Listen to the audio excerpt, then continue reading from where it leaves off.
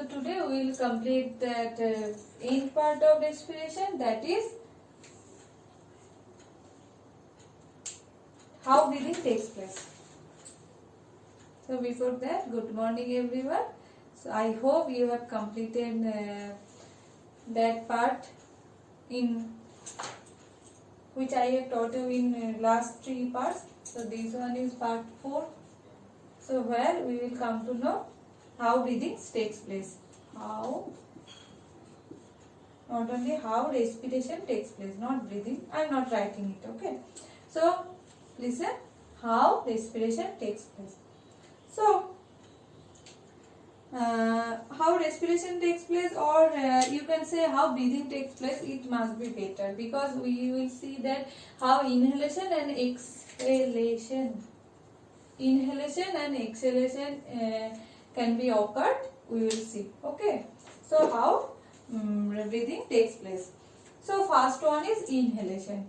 So we can remember that different parts of respiratory tract, that is first nostrils, nasal cavity, after that pharynx, after that larynx, then trachea, then bronchi, bronchioles, alveoli of the lungs, okay. So first part is inhalation. Inhalation means intake of oxygen. What happens during inhalation? So before starting that part, we need to know that our body is divided into 3 parts: head, thorax, abdomen. That portion is called as head. This portion is called as head.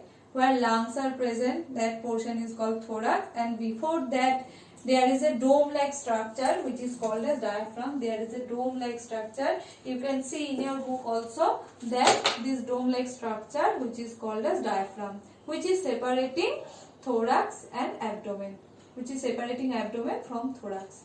Okay, so this part is head. So as I am repeating, this part is head. After that, before diaphragm, that part is thorax, and after that, this part is abdomen. Okay, so our body is differentiated into head, thorax and abdomen like this. So in between thorax and abdomen, there is a structure which is called as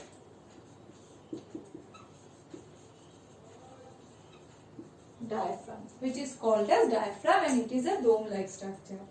What happens in that case at the time of inhalation? And in that diaphragm, there is some muscles are present which is called as phrenic muscle. And so these muscles helps in contraction and relaxation of that diaphragm. First, if diaphragm contracts, then what will happen? It will be pulled down, right? That will be the structure. So first, if we consider that contraction of diaphragm. If diaphragm contracts, then what will happen? Upper side of the diaphragm, thorax are present, that means lungs are present. So if diaphragm contracts, if consider that it was like that, okay. So if diaphragm contracts, it will be like that.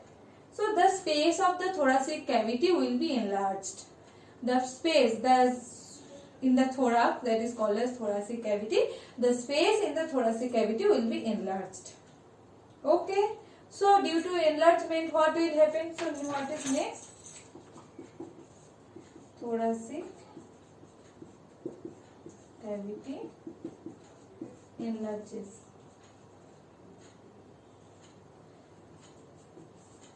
Here we need to apply a rule which is V inversely proportional to 1 by P. Volume is inversely proportional to pressure. How? Just consider this.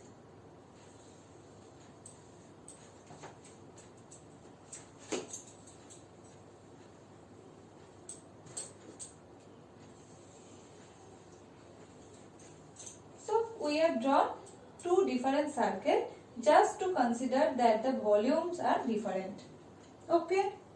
So just before that, just imagine that in a room, in a small sized room, 5 people are, or in a small sized room, 20 people are present. Okay. and in a large sized room 20 people are present. So what will happen? That if I tell them that start to move or start to run, then the just due to that size of the room, I am considering that the volume is different, and the in first case where room is small size, the if I tell that people to run or to move, then touching each other will be very frequent. Okay, but in case of large size room, the people can move freely, but in case of small size room, 20 people cannot move freely. So that means if volume is less, then the pressure will be high, and if volume is high, the pressure will be less. Consider the pressure with the movement of that people. So you are getting now. So if we consider 5 people, here also 5 people. Look, the pressure will be more in that case, but the pressure will be less in that case. So now, we can say that volume is inversely proportional to pressure. So thoracic cavity increases, that means volume increases. So the air pressure inside cavity will decrease, as it is following that rule. Volume is inversely proportional to pressure. So after that, in the thorax, air pressure is decreased than the outside, or the pressure which is present, air pressure which is present inside the environment. Okay, so what will happen? The air from the outside of the environment will move into the thoracic cavity. So air will move from environment to thorax, or that means to lungs, that means to thoracic cavity. So that is called as inhalation. And another situation, what will happen? If diaphragm relaxed or expansion of diaphragm occurs, that means totally alternative, expansion. If expansion can be seen, that means that part will be not like that part will be like that. So the cavity of the thorax will be decreased. So same will be, the thoracic cavity will be decreased. Okay, that means volume is now less. Just imagine, if diaphragm was in normal case, it was like that. Due to contraction, it was like that, and due to expansion, it became like that. So due to that expansion, what will happen? The thoracic size of the thoracic cavity will be decreased. That means volume is less now. So what will be the condition of the pressure? It is inversely proportional. That means if volume is less, there will be great pressure. Pressure will be more there.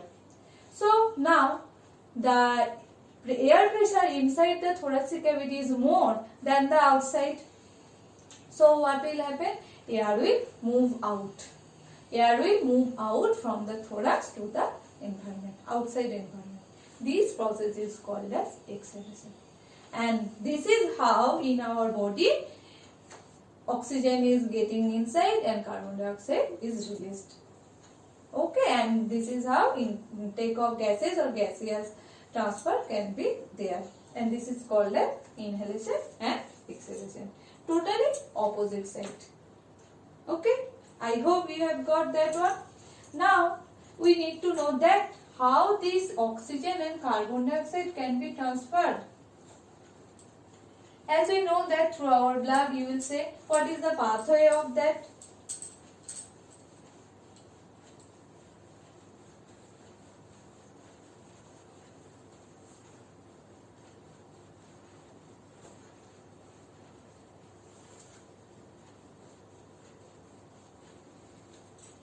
That is, as we know that first nostril, after that nasal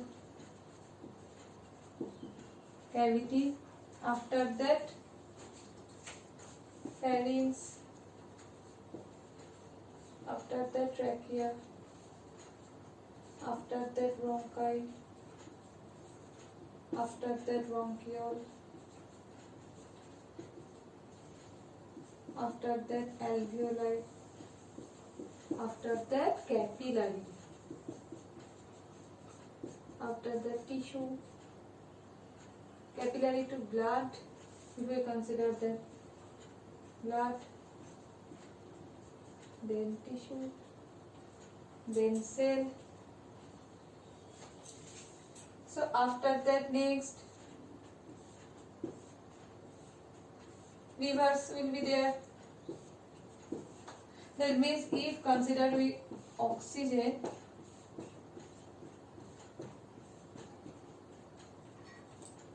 there will be CO2.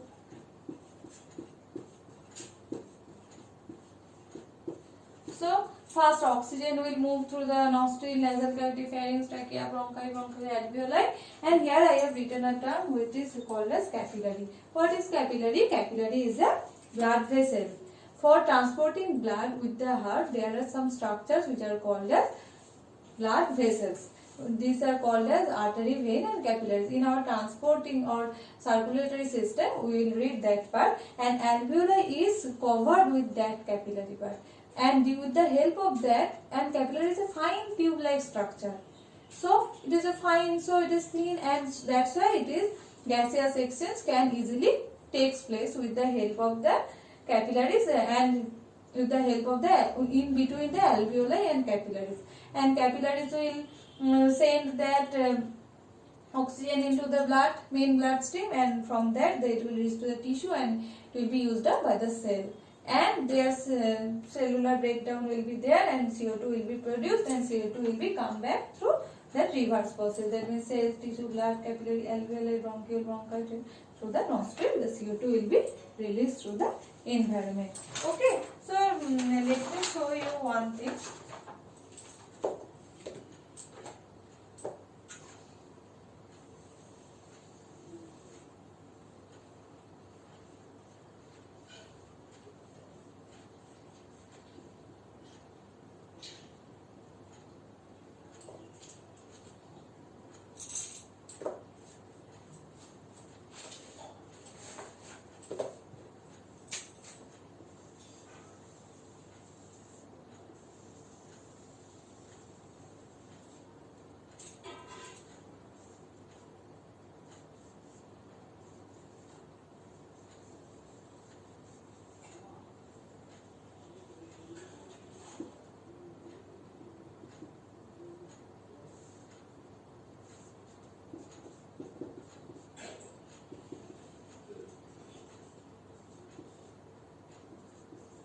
Look, that is the enlarged view of alveoli. One alveoli, that is alveoli, and this is blood capillary. Here blood cells will move, and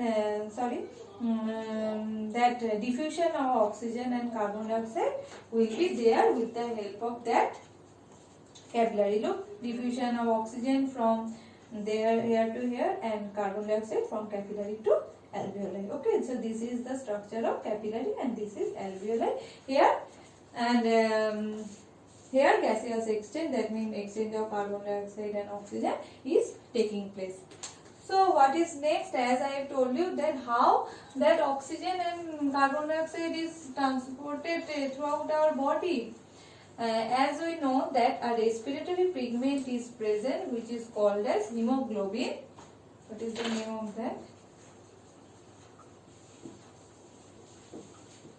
Hemoglobin. It is our respiratory pigment. Why it is called as respiratory pigment? And another term you will get, what is respiratory surface. That means the surface through which gaseous exchange is taking place, that is called as respiratory surface. And respiratory pigment is that a pigment which is red in color, because in our blood there are some RBC, WBC, and inside that RBC that hemoglobin is present, which is carrying that oxygen molecule throughout of the body. That's why it is called as respiratory pigment, and it is an iron containing molecule. That's why it is shows as red color. And how the oxygen will bind with the hemoglobin, that will form oxyhemoglobin. Oxygen will bind with that hemoglobin, will form oxyhemoglobin, and 97% of that oxygen will be transferred with the form of that oxyhemoglobin. And in our blood there is some liquid substance which is called as plasma, and 3% of that blood oxygen will be transferred dissolved in plasma. Okay, so with the help of that means in oxyhemoglobin form and in plasma form, that oxygen will be transferred throughout our body. And how carbon dioxide will be transferred? Same. Carbon dioxide may be bind with hemoglobin, which may form carbaminohemoglobin, and some sort of carbon dioxide will be transferred as bicarbonate, and some will be transported in like dissolved in plasma. Okay, these are the different ways by which oxygen and carbon dioxide takes place, and through the help of the diffusion that will be exchanged. Okay.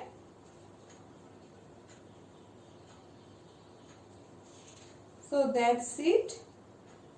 We have completed that respiration part. So if you are having any queries or you are not getting anything, then ask me in the e-portal, and in our next class we will start the transportation in human beings. Okay. So thank you.